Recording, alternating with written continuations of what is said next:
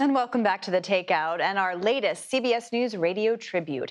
Edward R. Murrow brought listeners to the front lines of World War II. And tonight, we have his famed 1943 broadcast aboard an Allied bombing run over Berlin. 5 radio correspondents went on the mission, but Murrow was one of only 2 who survived.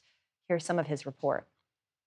CBS World News now brings you a special broadcast from London. Columbia's correspondent Edward R. Murrow was on one of the RAF bombing planes that smashed at Berlin last night in one of the heaviest attacks of the war. 41 bombers were lost in the raid, and 3 out of the 5 correspondents who flew with the raiders failed to return. For Mr. Murrow's story of the attack, we take you now to London. This is London. Yesterday afternoon, the waiting was over. The weather was right. The target was to be the big city. The crew captains walked into the briefing room, looked at the maps and charts, and sat down with their big celluloid pads on their knees. The atmosphere was that of a school and a church. The weatherman gave us the weather. The pilots were reminded that Berlin is Germany's greatest center of war production. The intelligence officer told us how many heavy and light ack-ack guns, how many searchlights we might expect to encounter. By this time, we were about 30 miles from our target area in Berlin. That 30 miles was the longest flight I have ever made. Dead on time, Buzz, the bomb aimer, reported target indicators going down. At the same moment, the sky ahead was lit up by bright yellow flares. Off to starboard, another kite went down in flames. The flares were sprouting all over the sky, reds and greens and yellows, and we were flying straight for the center of the fireworks. D-Dog seemed to be standing still, the 4 propellers thrashing the air, but we didn't seem to be closing in.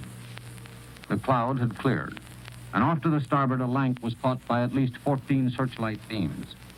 We could see him twist and turn and finally break out, but still the whole thing had a quality of unreality about it. No one seemed to be shooting at us, but it was getting lighter all the time. Suddenly, a tremendous big blob of yellow light appeared dead ahead, another to the right and another to the left. We were flying straight for them. Jock pointed out to me the dummy fires and flares to right and left, but we kept going in. Dead ahead, there was a whole chain of red flares, looking like stoplights. Another lank was coned on our starboard beam. The light seemed to be supporting it. Again, we could see those little bubbles of colored lead driving at it from 2 sides. The German fighters were at him. And then, with no warning at all, D-Dog was filled with an unhealthy white light. I was standing just behind Jock and could see all the seams on the wings. His quiet Scots voice beat into my ears. "Steady, lads, we've been coned." His slender body lifted, half out of the seat, as he jammed the control column forward and to the left. We were going down.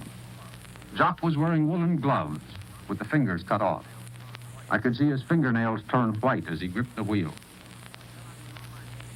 And then I was on my knees, flat on the deck, where he had whipped the dog back into a climbing turn. The knees should have been strong enough to support me, but they weren't. And the stomach seemed in some danger of letting me down, too. I picked myself up and looked out again. It seemed that one big searchlight, instead of being 20,000 feet below, was mounted right on our wingtip. D-Dog was corkscrewing. As we rolled down on the other side, I began to see what was happening to Berlin.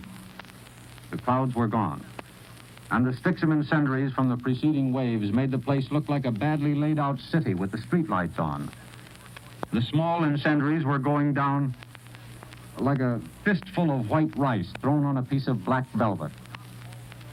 As Jock hauled the dog up again, I was thrown to the other side of the cockpit, and there below were more incendiaries, glowing white and then turning red. The cookies, the 4,000-pound high explosives, were bursting below like great sunflowers gone mad. And then as we started down again, still held in the light, I remembered that the dog still had one of those cookies and a whole basket of incendiaries in his belly, and the light still held it. And I was very frightened.